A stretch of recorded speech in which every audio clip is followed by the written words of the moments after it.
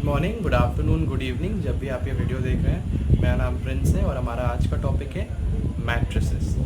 ठीक है, तो हमारा जो लास्ट वीडियो था वो रेशियो एंड प्रोपोर्शन के ऊपर था। तो अगर आप लोगों ने वो वीडियो नहीं देखा तो जाइए पहले वो देखिए, मैं लिंक डिस्क्रिप्शन में डाल दूंगा। तो चलिए चलते हैं आज के वीडियो की तरफ। हेलो एवरीवन, आज हम लोग स्टार्ट करने वाले हमारा नया chapter which is matrices, which is chapter number 8। तो आज हम लोग स्टार्ट करने वाले हैं मैट्रिसेस। तो बेसिकली मैट्रिसेस होता क्या है? मैट्रिसेस होता है a rectangular arrangements of elements और numbers in the form of horizontal and vertical lines. इसको एक मैट्रिस कहते हैं। बेसिकली अगर मैं सिंपल इसको वर्ड्स में एक्सप्रेस करूँ तो मैट्रिस होता है कोई भी हॉराइजॉन्टल और वर्टिकल लाइंस में सेट्स ऑफ एलिमेंट, जैसे 1 2 3 4। ये हो गया एक हमारा मैट्रिस। तो मैट्रिसेस के और भी एग्जांपल्स होते हैं, जैसे मान लीजिए ये हो गया एक मैट्रिस, ये हो गया एक मैट्रिस, कोई भी कैसा भी, ये भी हो गया एक मैट्रिस, ये भी हो गया एक मैट्रिस, ये भी हो गया एक मैट्रिस, ये भी हो गया एक मैट्रिस। तो डिफरेंट प्रकार के मैट्रिसेस होते हैं। अभी आपको जानना ज़रूरी है कि रोज़ एंड कॉलम्स भी क्या होते हैं मैट्रिसेस में। ठीक है, मैं बताता हूँ आप लोगों को रोज़ एंड कॉलम्स। ठीक है, जैसे मान लीजिए ये एक मैट्रिक्स, जैसे मैं एग्जांपल लेता हूँ 1 2 3 4। ठीक है, मैं इसका एग्जांपल लेता हूँ।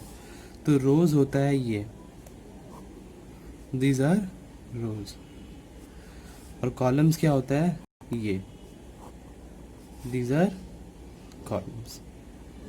ठीक है, ये जानना बहुत ज़रूरी है कि रोज़ और कॉलम होता क्या है मैट्रिसेस में। दिस इज़ वेरी नेसेसरी, आप लोग को भी जानना पड़ेगा रोज़ एंड कॉलम्स क्या होता है। तो इस मैट्रिक्स के कितने रोज़ हैं? 1 और 2 रोज़ हैं। कितने कॉलम्स हैं?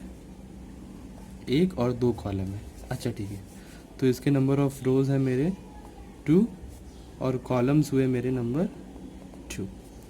अब इस मैट्रिक्स के बताइए कितने रोज़ हैं और कॉलम्स हैं।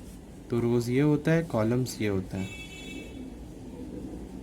तो इस मैट्रिक्स का सिर्फ एक रो है ना, रो तो इसमें सिर्फ एक है। कॉलम कितने हैं? 1 2 3 4 कॉलम है, इसमें कॉलम 4 है। अब मैं एक और एग्जांपल लेता हूँ, जैसे ये वाला। ठीक है, तो इसमें रोज कितने हैं? रोज तो इसमें 3 है, राइट? इसमें रोज 3 है और कॉलम कितने हैं? कॉलम भाई साहब सिर्फ अपना 1 है। तो याद कर लो, कोई भी मैट्रिक्स में हॉराइजॉन्टली आपके रोज होते हैं और वर्टिकली नंबर ऑफ कॉलम्स। ठीक है, ये रोज और कॉलम्स हमेशा याद रखिएगा, ये ज़रूरी है। बिकॉज एक मैट्रिक्स किससे रिप्रेजेंट होता है? Number of rose into number of columns से। जैसे देखिए यहाँ पे नंबर ऑफ रोज 3 है, नंबर ऑफ कॉलम 1 है। तो इस मैट्रिक्स से टोटल एलिमेंट होंगे 3 इंटू 1 विच इज़ 3। यहाँ पर नंबर ऑफ रोज 2 है, नंबर ऑफ कॉलम भी 2 है। पहले हम लोग नंबर ऑफ रोज का लिखते हैं, फिर नंबर ऑफ कॉलम का। तो इसके टोटल नंबर ऑफ एलिमेंट्स कितने हैं? 4। इसके भी पहले रो लिखेंगे 1 into column which is 4, total number of elements 4, right? तो ये बहुत ज़रूरी है जानना कि नंबर ऑफ रोज और नंबर ऑफ कॉलम्स कितने होते हैं। ठीक है, तो अब हम लोग पढ़ेंगे 2 टर्म्स के बारे में, आई और जे। आई बेसिकली रिप्रेजेंट करता है रो और जे कॉलम। ठीक है, जैसे मान लीजिए मैं एक मैट्रिक्स बना दूं, 1 2 3 4 ही बनाता हूँ। ठीक है, तो इसमें नंबर ऑफ रोज कितने भाई? 2 है। नंबर ऑफ कॉलम्स कितने हैं? वो भी 2 है। तो इसके ठीक है, अब मैं अगर इस मैट्रिक्स में से मैं बोलूँ 2 का पोजीशन क्या है, 2 का पोजीशन क्या है, तो वो आई और जे के टर्म में मैं रिप्रेजेंट कर सकता हूँ। ठीक है, तो आई विल रिप्रेजेंट, ठीक है, तो ये रिप्रेजेंट होगा, तो आई जे के टर्म में हम लोग इसको रिप्रेजेंट कर सकते हैं। जैसे तो कोई भी अगर एक मैट्रिसेस हो, ठीक है, उसका हर एक एलिमेंट का रिप्रेजेंटेशन बेसिकली होता है। जैसे मान लीजिए मेरा ए मैट्रिक्स ये है, तो मेरा ए का कोई भी टर्म हो वो हम लोग इस फॉर्मूला से डिराइव कर सकते हैं, ए आई जे, और बाहर उसका number of rose into column का मल्टीप्लिकेशन। जैसे मान लीजिए यहाँ पे 2 इंटू 2 है। ठीक है, तो यहाँ पर बेसिकली आई रिप्रेजेंट करेगा रो को और जे रिप्रेजेंट करेगा कॉलम को, और ये जो है ये है वो बताएगा कितने एलिमेंट्स हैं उस मैट्रिक्स में। तो इससे हम लोग ईच एंड एवरी एलिमेंट को निकाल सकते हैं अगर हमें यहाँ पर आई और जे का कोई तरीका बता दिया गया हो। ठीक है, ठीक है। तो मैं इसको आपको एग्जाम्पल की तरह समझाता हूँ। ठीक है, जैसे मान लो ये मेरा मैट्रिक्स हुआ। इस मैट्रिक्स का अगर मैं लिखूँ, मेरे को एलिमेंट बताओ जिसका प्लेस 1,2 है। 1,2 मतलब हमेशा याद रखिएगा जो पहला होता है वो हमेशा रो होता है, बाद वाला हमेशा कॉलम। तो हम देखेंगे हमारा फर्स्ट रो, हमारा फर्स्ट रो ये है। फर्स्ट रो का हमें और सेकंड कॉलम दिया गया हुआ है। फर्स्ट रो मतलब ये रो और सेकंड कॉलम मतलब ये, मतलब हमें ये एलिमेंट देना है। तो फर्स्ट रो का हमारा सेकंड एलिमेंट क्या हुआ, जिस 2 ही है। ठीक है, अगर यहाँ पे लिखा होता 2,1, ये एलिमेंट अगर हमें फाइंड करना हो यहाँ पे, तो हम सेकंड रो में देखेंगे। सेकंड रो विच इज़ 3 और 4 में से कोई एक होगा। हमारा फर्स्ट कॉलम दिया हुआ है, मतलब वो इस कॉलम का होना चाहिए। तो ऑब्वियसली वो हमारा बचा क्या, सिर्फ 3। तो सेकंड रो का फर्स्ट कॉलम के प्लेस में हमारा क्या है, 3 है। फर्स्ट रो के सेकंड कॉलम में क्या है, 2 है। सेकंड रो के सेकंड कॉलम में क्या है, 4 है। फर्स्ट रो के फर्स्ट कॉलम में क्या है, हमारा 1 है। तो ये डिसाइड करता है इसका पोजीशन। और ये बेसिकली इसके बदले में आई जे भी लिख सकता था, यही होता है आई जे का मेन काम। आई जे के बदले हम लोग ये यूज़ करते हैं, हम लोग जब सम्स करेंगे इससे रिलेटेड तब आपके इसके एप्लीकेशंस आपको अच्छे से समझ आएगा। ये 1,1, 2,2, 1,2, 2,1, इसके बदले हम लोग आई जे से रिप्रेजेंट करते हैं।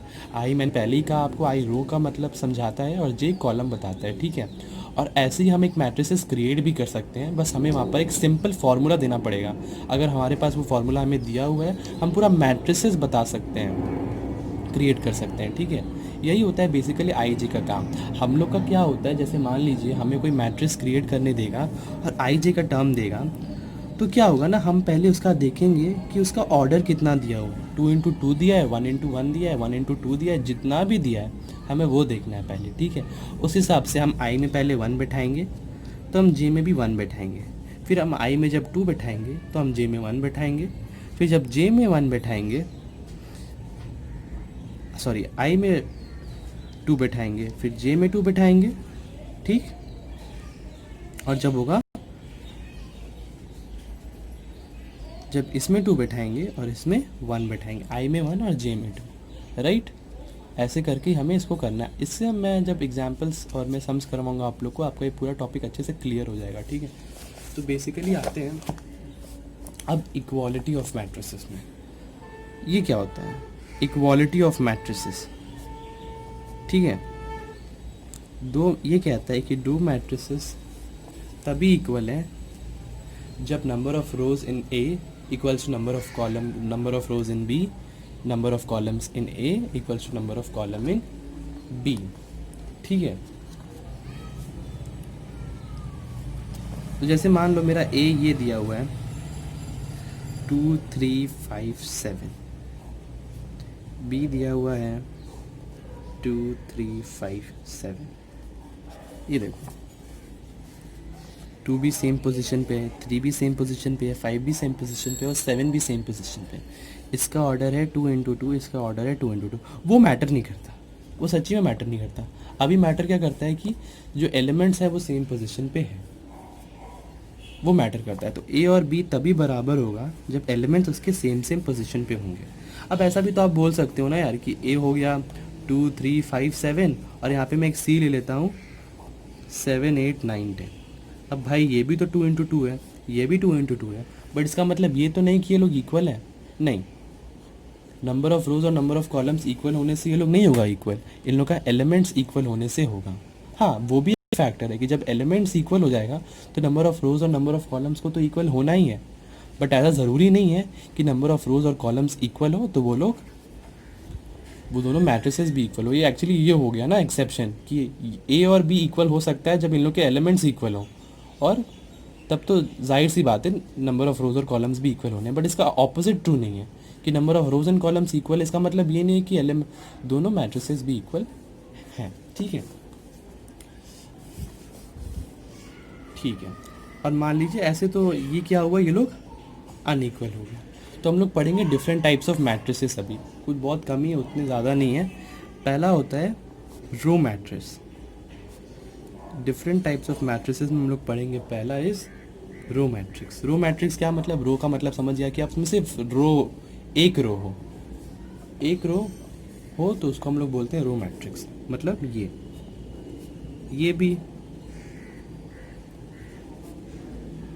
भी सब में रो एक ही है, इसे हम कहेंगे रो मैट्रिक्स।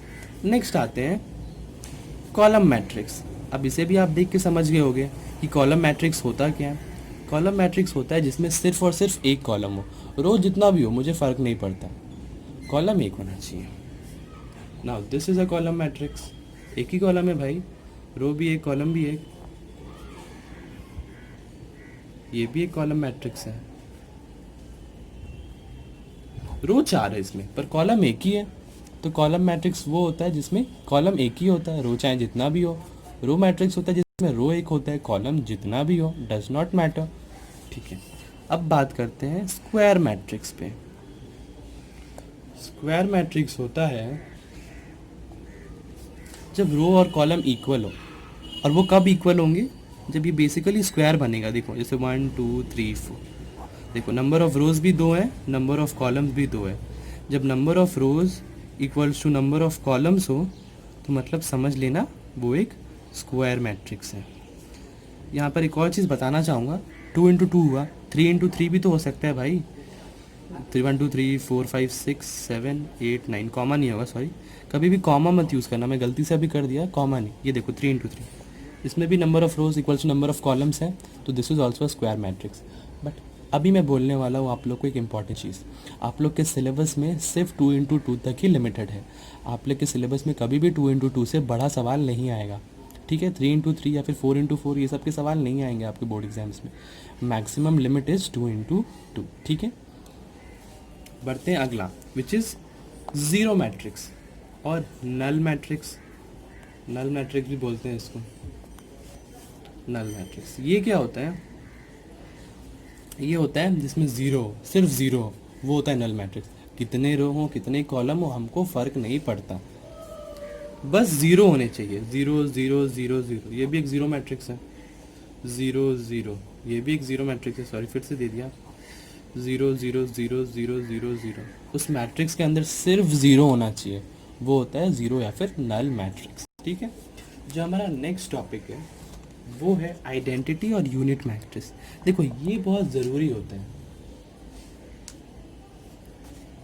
ये बहुत ज़रूरी है यूनिट मैट्रिक्स, ठीक है।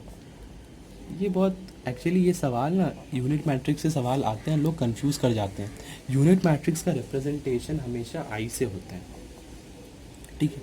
एग्जाम में कभी कभी आई शब्द का प्रयोग कर देता है और लोग कंफ्यूज जाते हैं भाई कि ये आई किसको सिंबलाइज कर रहा है। यूनिट मैट्रिक्स मतलब आई, ठीक है, ये आई से सिंबलाइज होता है। और यूनिट मैट्रिक्स कहता है कि एक ऐसा matrix, square matrix, unit matrix एक ऐसा स्क्वायर मैट्रिक्स जिसके डायगोनल में 1 हो और उसके बची हुए जगह पे सिर्फ 0 हो। डायगोनली सिर्फ 1 हो और बचे हुए जगह पर सिर्फ और सिर्फ 0 हो। मैं बताता हूँ, स्क्वायर मैट्रिक्स मतलब नंबर ऑफ रोज और नंबर ऑफ कॉलम सेम। तो मैं 2 इंटू 2 का एग्जाम्पल लेता हूँ, तो डायगोनली सिर्फ 1 हो और बचे हुए जगह सिर्फ 0 हो। This is a unit matrix. समझना है समझो, याद करना है याद करो, बट ये समझ लो यही होता है यूनिट मैट्रिक्स। और मैंने पहले भी कहा कि आप लोग के सिलेबस में 2 इंटू 2 ही तक लिमिटेड है, सवाल आएंगे यहीं से। क्वेश्चंस में आई के यूज़ कर दिया जाता है, लोग कंफ्यूज हो जाते हैं, तो आई के मतलब हमें ये यूज़ करना है। 0 1 1 0 नहीं, ओनली 1 0 0 1, यही है रिप्रेजेंटेशन एक यूनिट मैट्रिक्स का। याद करना है याद करो, समझना है समझो, यही होता है यूनिट मैट्रिक्स, जहाँ पर आपको 1 मिलेंगे डायगोनल्स पे और उसके बचे कुछ जगह पर आपको सिर्फ और सिर्फ 0 मिलेंगे। मैं एक और एग्जांपल दे देता हूँ आप लोग को, which is about unit matrix ही, पर ये भी होगा स्क्वायर मैट्रिक्स में ही तो होता है ना। तो मैं यहाँ 3 इंटू 3 ले लेता हूँ, तो 1 1 1 0 0 0 0 0 0, ये होता है एक यूनिट मैट्रिक्स 3 इंटू 3 ऑर्डर का। देखो डायगोनल में 1 स्टार्टिंग से हो और हर जगह जहाँ पर भी बचा कुचा रहे वहाँ सिर्फ 0 बैठाना है। तो बेसिकली ये तो आप लोग को जाना नहीं है, बस इन्फॉर्मेशन के लिए दे दिया, आप लोग के लेवल तक सिर्फ यही और लिमिटेड है, ठीक है। यूनिट मैट्रिक्स में बस आप लोग को इतना ही जानना है, 1001 याद कर लो, समझ लो, बस इतना ही है। तो नोट कर लो, टोटल इतने ही चीज़ें हैं, बस यही 5 चीज़ जाना है आप लोग को। इसका एडिशन सब्सट्रैक्शन बड़े आसान होने वाला है, उसका कोई टेंशन नहीं है, आप लोग को चाप नहीं है। ये 5 चीज़ें आप लोग नोट कर लीजिए, ठीक है। तो बढ़ते हैं सवालों की तरफ। तो बेसिकली आपको यहाँ पर क्लासीफाई करना है कि कौन कैसा मैट्रिक्स है। तो पहला देखिए, सिर्फ ज़ीरो है, तो मैंने कहा था सिर्फ ज़ीरो होगा तो ये हो गया नल मैट्रिक्स, ठीक है। सेकंड वाला केस देखिए, 1001 1001 देखते ही याद आना चाहिए भाई, यूनिट मैट्रिक्स है, डायगोनल में 1 है और हर जगह 0 है, this is a unit matrix, ठीक है। अब नंबर 3 देखते हैं, क्या दिया हुआ है, 2 3 4 5 6 7। अब देखिए, ये ना तो स्क्वायर मैट्रिक्स है बिकॉज इसमें नंबर ऑफ रोज 3 है, नंबर ऑफ कॉलम्स कितने हैं, 2 है। स्क्वायर मैट्रिक्स नहीं है, बराबर नहीं है, यूनिट मैट्रिक्स भी नहीं है, नल भी नहीं है, रो भी नहीं है और ना कॉलम है। तो इससे हम रिप्रेजेंट करेंगे by the number of rose and columns. तो इससे हम लिखेंगे it is a 3x2 matrix, ये लिखेंगे it is a matrix of 3x2 order, ये भी लिख सकते हो। ये जो मैट्रिक्स है ये 3x2 ऑर्डर का है, ठीक है, ये है। इसीलिए मैं आपको ये सवाल दिया, क्योंकि ऐसे सवाल भी आ सकते हैं तो जहाँ पर आपका कोई भी मैच ना हो उस पांचों प्रॉपर्टीज़ में से, तो आप लोग क्या करेंगे, आप उसके रो और कॉलम निकालिए और बस वो लिख दीजिए कि this matrix is a 3x2 order matrix, या फिर 2x3 5x7, जितना भी ऑर्डर मैट्रिक्स हो वो बस लिख दीजिए।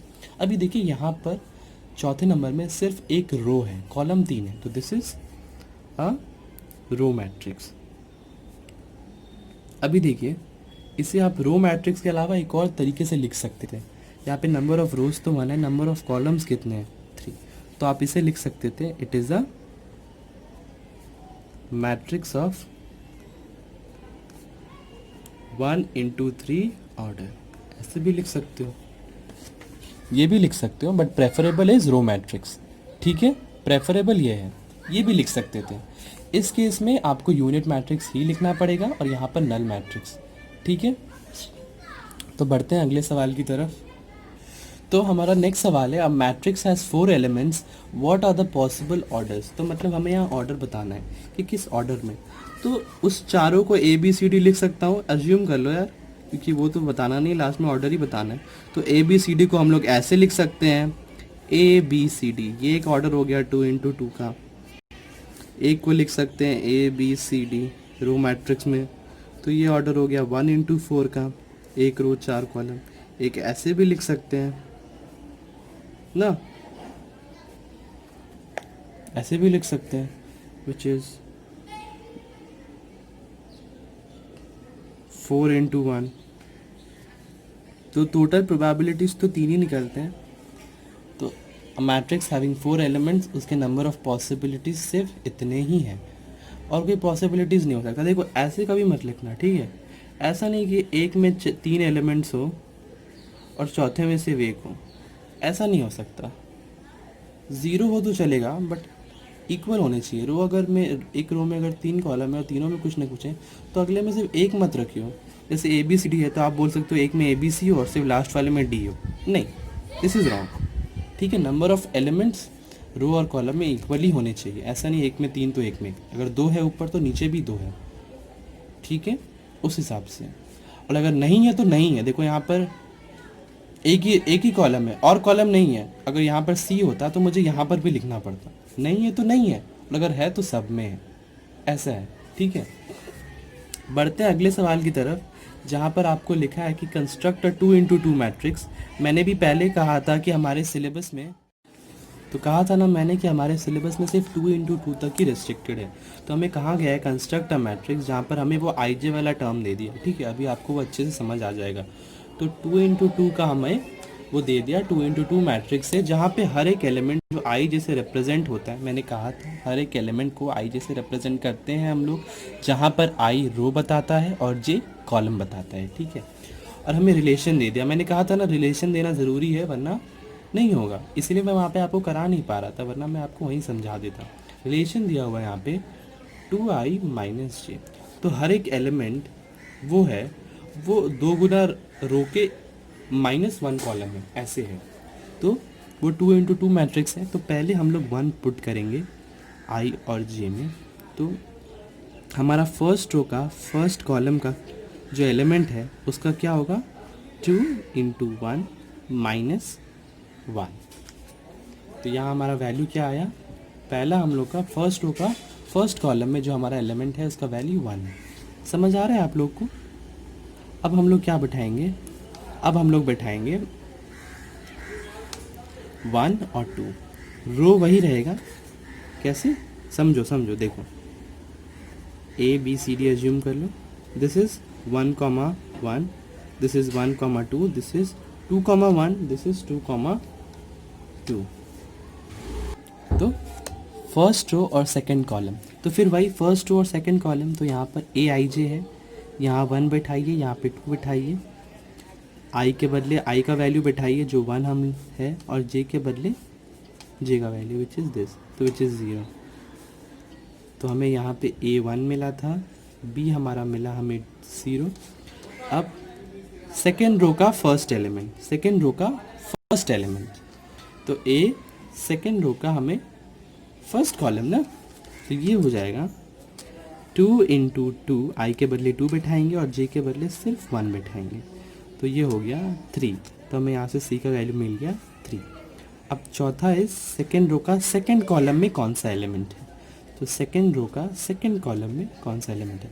तो देखिएगा 2 × 2 दिया हुआ है, तो 1 से स्टार्ट करिए, 1, 1, 1, 2, 2, 1, 2, 2, ऐसे पुट करके हम लोग इसके वैल्यूज़ निकालेंगे। तो चौथा विच इज़ 2, 2, डी वाले प्लेस पे क्या होगा, आई का वैल्यू यहाँ पे 2 है, जे का वैल्यू भी 2 है, तो ये हो जाएगा 4 - 2 विच इज़ 2। तो यहाँ से हमें डी का वैल्यू निकला 2। तो हमारा ये मैट्रिक्स का क्या बना, 1, 1, 1, 2, 2, 1, 2, 2। तो 1, 1 के प्लेस पे हम लोग क्या बैठाएंगे, 1, 2 के प्लेस में बैठाएंगे 0, और 2, 1 के प्लेस में 3, और यहाँ पर 2। तो देयरफॉर हमारा जो मैट्रिक्स बना वो बना 1, 0, 3, 2। This is our required matrix which is of the order 2 × 2। यही हमारा रिक्वायर्ड आंसर है, ठीक है। तो ऐसे मैं आपको एक और होमवर्क दे देता हूँ, बेसिकली आप लोग करिएगा, ठीक है। मैं इसका आंसर आप लोग को कमेंट सेक्शन में बता दूंगा, मैं होमवर्क दे रहा हूँ आप लोग को। आपको एक 2 × 2 मैट्रिक्स कंस्ट्रक्ट करना है, जिसका मैं ऑर्डर दे रहा हूँ आपको, जहाँ पे AIJ मुझे इस रिलेशन से दिया हुआ है, I × J, मतलब समझे आप लोग। तो जब आप लोग यहाँ पर फर्स्ट रो का फर्स्ट कॉलम 1 × 1 बैठाएंगे तो हमें वहाँ से वैल्यूज़ निकल जाएंगे फर्स्ट रो का फर्स्ट कॉलम में। अच्छा ठीक है, कर ही दे रहा हूँ, देखो A 1, 1, आई में 1 और जे में 1 बैठाया, तो ये क्या हुआ 1 × 1, तो इसका वैल्यू निकला हमारा 1। A में 1, 2 बैठाया, तो क्या आया 1 × 2, तो 2 निकला। A 2, 1 बैठाया, तो ये निकला 2 × 1 विच इज़ 2 अगेन। A 2 × 2 बैठाया, तो आया 2 × 2 विच इज़ 4। तो हमारा मैट्रिक्स यहाँ से कंस्ट्रक्ट हो गया विच इज़ 1, 2, 2, 4। यही हमारा रिक्वायर्ड मैट्रिक्स है। तो अब आप लोग मेरे मुताबिक अच्छे से समझ गए होंगे कि इसको कैसे हम लोग को समझना है, राइट। कि AIJ का मतलब आई के टर्म में आपको क्या बिठाना है और जे के टर्म में आप लोग को क्या बिठाना है। तो बस इसमें कुछ नहीं करना है आपको। क्वेश्चन अगर एग्जाम्स में ऐसे मिलेंगे तो आई जे में पहले आप आई में 1 बिठाइए, जे में 1 बिठाइए, फिर आई में 1, फिर जे में 2, जे में 2, आई में 1, फिर आई में 2, जे में 1, और फिर दोनों में 2, 2। आप लोग के सिलेबस में ही है 2 × 2 मैट्रिक्स, तो डरने की कोई बात नहीं है। 1, 1, 1, 2, 2, 1, 2, 2 बस ऐसे ही बैठाना है, each of your answers will get solve. ठीक है, तो बढ़ते हैं अगले सवाल की तरफ। तो ऐसे सवाल आप लोग को एग्जाम में मिलेंगे जहाँ पर आपको कहा जाएगा 2 × 2 मैट्रिक्स कंस्ट्रक्ट करिए। तो बस आसानी से कंस्ट्रक्ट कर लीजिएगा आप लोग। आई और जे का मतलब तो आप लोग समझ ही चुके हैं। आई रो को बताता है और जे कॉलम को बताता है। बस एक और चीज़ का ध्यान रखना है कि रो हमारा ये कहलाता है और कॉलम ये कहलाता है। तो अगर मैं यहाँ 1 का बोलूँ तो 1 कौन से प्लेस पे है, 1, 1, 1 के प्लेस में, मतलब फर्स्ट रो फर्स्ट कॉलम। 2 का कोई मुझसे पूछता है तो मैं लिखूँगा 1, 2 इज द पोजिशन ऑफ 2. क्यों? First row and second column. वैसे इस 4 का पूछे तो this is my second row and second column. तो 4 का पोजीशन है सेकेंड रो सेकेंड कॉलम. ये अगर कॉन्सेप्ट क्लियर है तो आराम से ये सब सवाल बन जाएंगे आप लोग से. ठीक है, तो मैं एक होमवर्क दे देता हूँ अपने से सोच के. हाँ, यहाँ पे ए आई जे का रिप्रेजेंटेशन होगा. ये भी एक 2x2 मैट्रिक्स होगा. यहाँ पर आई और जे का रिप्रेजेंटेशन होगा I into 3j. This is your homework. इसका आंसर आप लोग कमेंट सेक्शन में लिखिएगा. ठीक है, दिस इज योर होमवर्क. मैं नहीं कराऊंगा ये वाला. अब बढ़ते हैं again one of the easiest चीज़ों के ऊपर. बहुत आसान है, आप लोग कर लोगे चुटकी में. देखो, हमें दिया गया है कि ये एक दिया हुआ है हम लोग 2x plus y 3x minus 2y equals to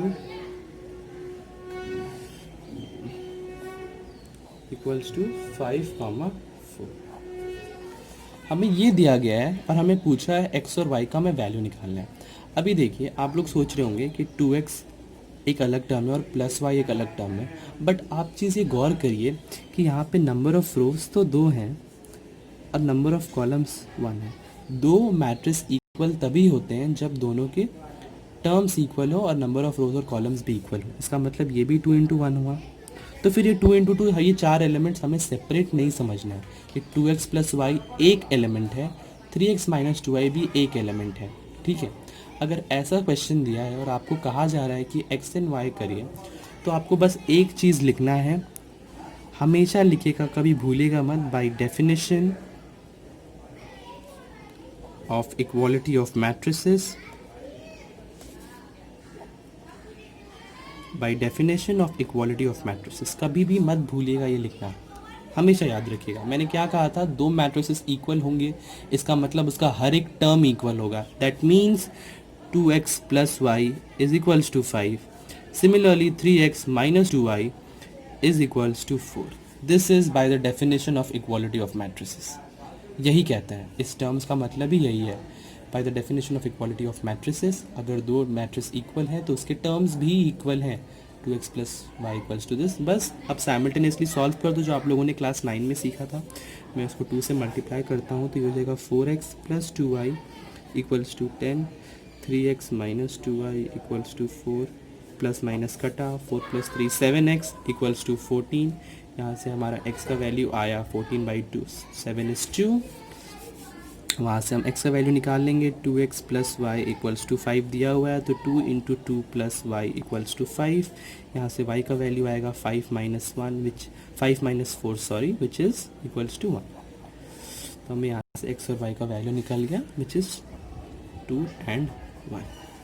एक और सवाल करा देता हूँ. यही है हमारा फर्स्ट यूनिट. बहुत आसान यूनिट है, बहुत आसान चैप्टर भी है यार मैट्रिसेस. कोई प्रॉब्लम नहीं होने वाली आप लोग को. देखो,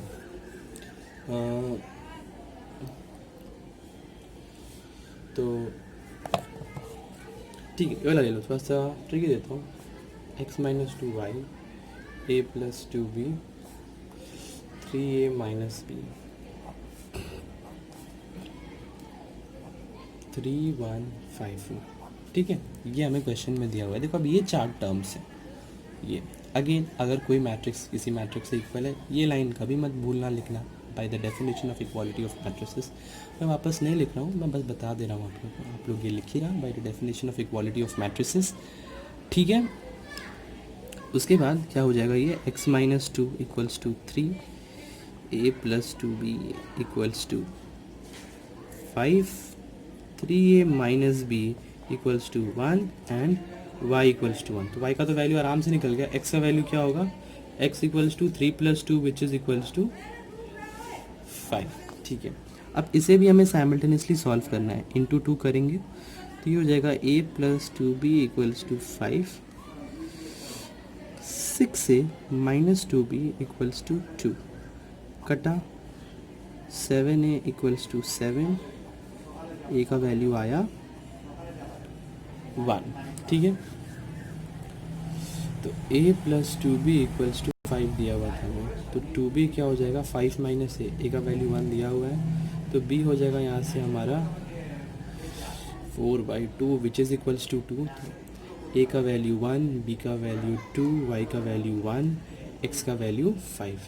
this is my required answer. ठीक है, तो फर्स्ट एक्सरसाइज में आपको इतने ही सवाल मिलेंगे, इस लेवल के सवाल मिलेंगे। मतलब फर्स्ट एक्सरसाइज से रिलेटेड मैंने आपको सारे सवाल करा दिए हैं लगभग। आप जब एक्सरसाइज देखेंगे इसका आप सोचेंगे यार कि फ्रेंड्स ने तो लगभग आपको सारा सवाल ही करा दीजिए, बट नहीं, कुछ सवाल हैं जो बचा है, जो मैंने नहीं करवाया है, मैं आप लोग के लिए छोड़ा हूँ, करिएगा। ठीक है, मैं दे दूँगा एक्सरसाइज आप लोग को। सेकेंड एक्सरसाइज में इससे रिलेटेड और आगे भी हम लोग करेंगे, जहाँ पर हम लोग इससे रिलेटेड मल्टीप्लिकेशन सीखेंगे, एडिशन, सब्सट्रैक्शन सीखेंगे। बट ये एक्सरसाइज था, ये बेसिक कॉन्सेप्ट वाला एक्सरसाइज था। ठीक है, तो इसमें आप लोग ये अपना बिल्डअप कीजिए, इससे रिलेटेड सम्स कीजिए। तो मिलते हैं अगले वीडियो में, तब तक stay at your respective home यार। अच्छे से रहो, घर पे रहो, खाते पीते रहो, स्वस्थ रहो, पढ़ाई भी करते रहो। ठीक है, तब तक के लिए टाटा बाय बाय।